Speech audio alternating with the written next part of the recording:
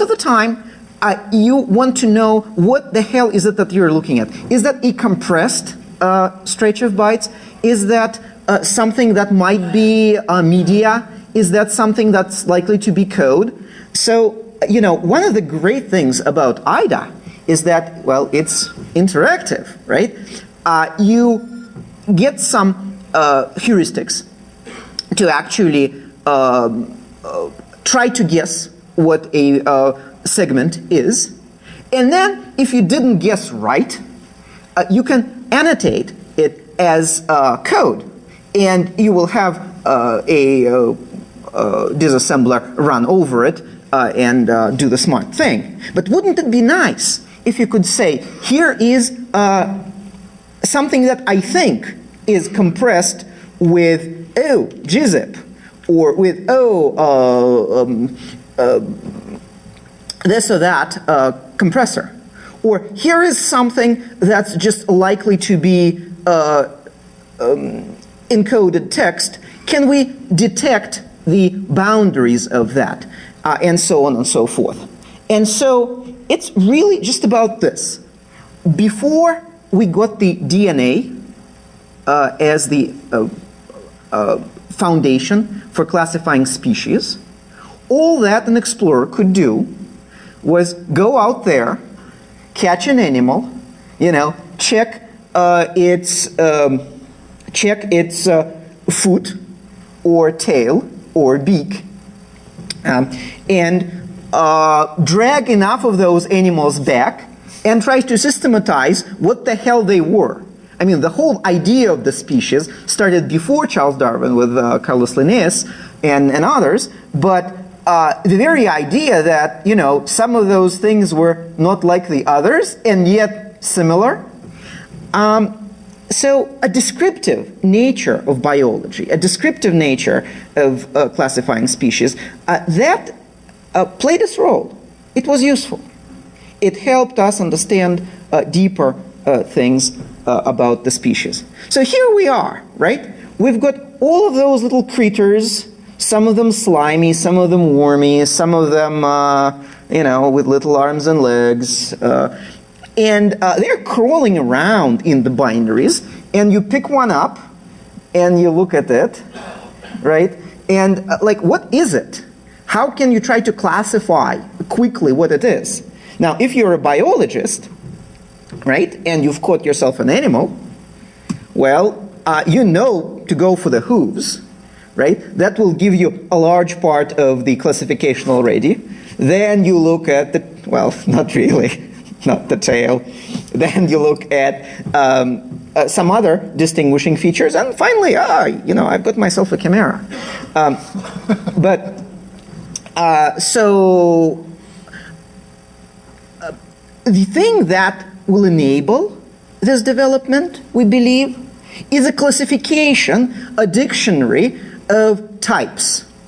And then, you know, once we assemble that, and we have a whole bunch of binary fragments from a whole bunch of different types of files that we think are a reasonable first cut at such a classification, then we can apply very simple visual checks. How many wings? What length the beak? Split hoof or what? Right? So that is the purpose of what we are going to do. And for that, we need to come to an agreement what a primitive type is. So not something very long, not something very short, right? Not just your basic integer, because how do you visually recognize an integer? You can visually recognize a small integer. You can search for structs in memory that are known to contain small integers. If you're looking for your proc structures or your process structure in the Windows kernel memory to locate your rootkit, right? This is to locate process structures that shouldn't be there. But that's a different thing. These things are quite large. They may be kilobytes large. We want something smaller.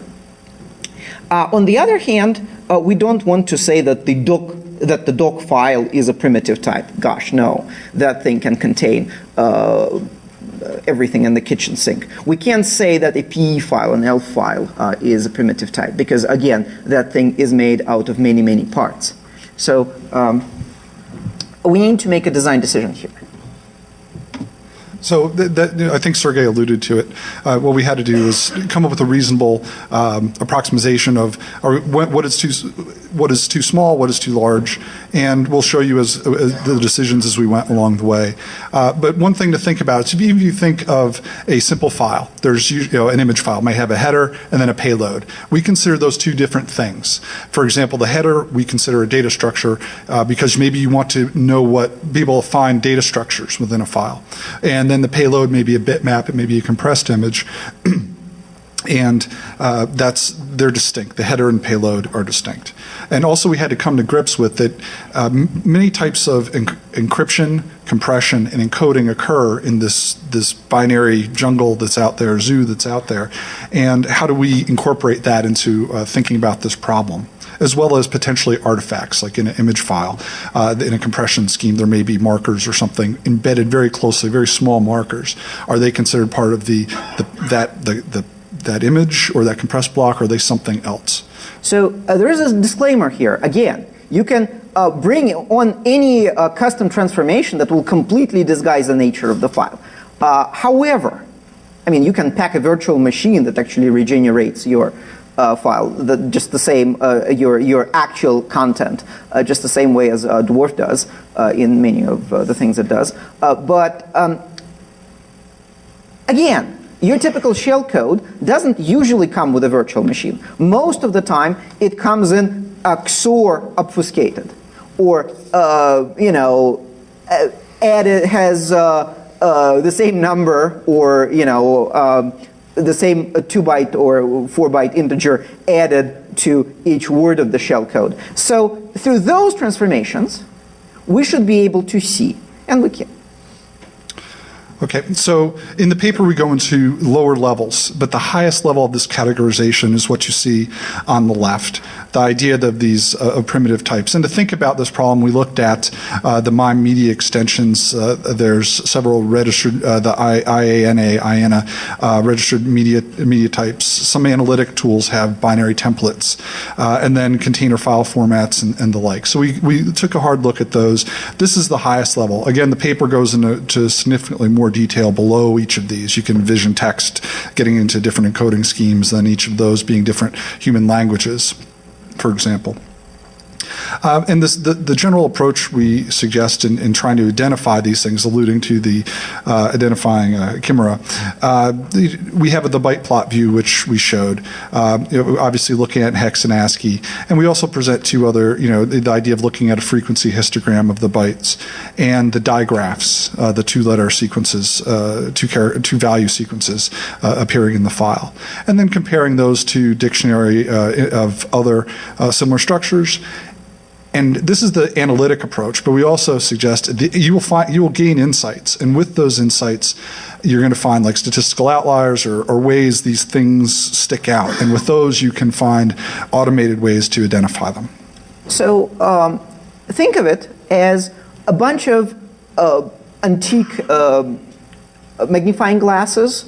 So you're in the Beagle, you've just acquired this creature, you bring them out, and you look at it through this one looking glass and say, doesn't look like anything I know.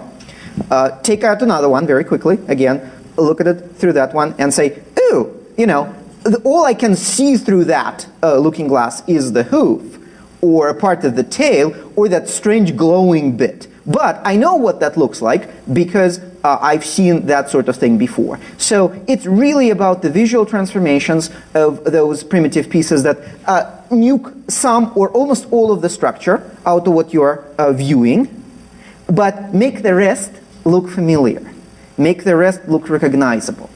And byplots and digraphs in particular will be very helpful.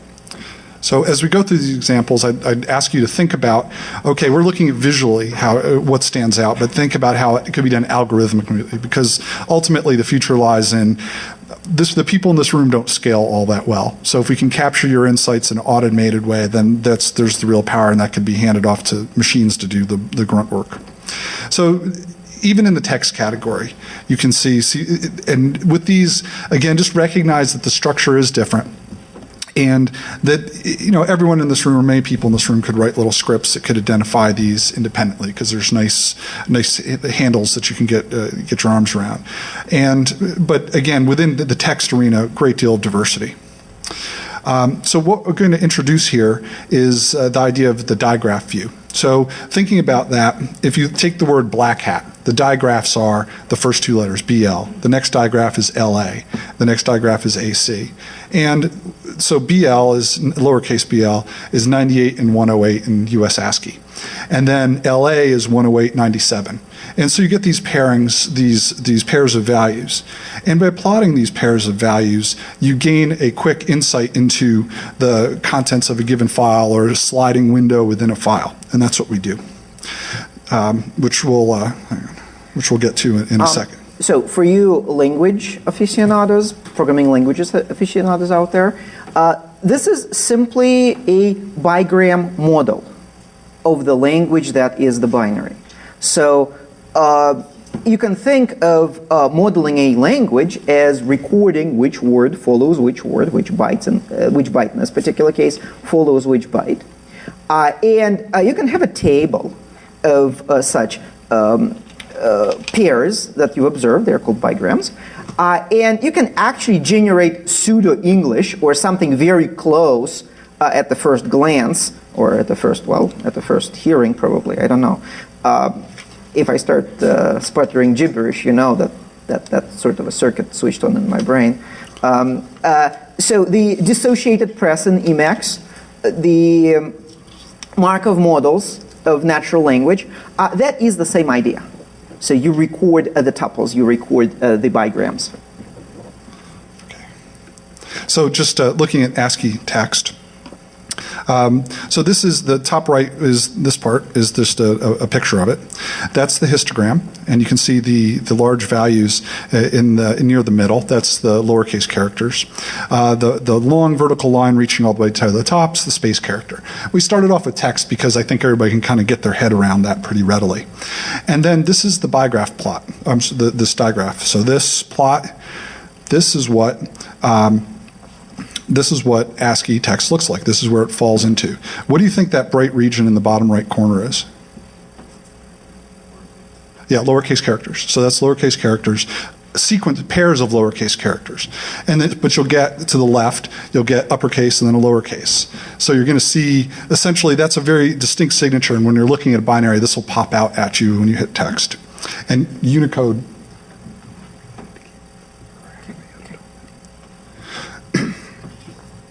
Okay. Question? Yes. On that, did you do anything to represent the frequency of occurrence? Is it more frequent or brighter, less frequent or different? This just shows presence on the left, yeah. And you could do that. You could color code it. For this, it's just on or off. And you have to make a decision like how far ahead do you look? Do you run the entire file through this? Then you'd have different fragment types overlapping. So we took a sliding window approach. Yes. In fact, we do have a frequency of occurrence later for a different method. So I'm just loading a text file now. And not all that interesting, but you can see it's got, this is just a large Project Gutenberg text file. One thing that we also have in the tool is an entropy plot.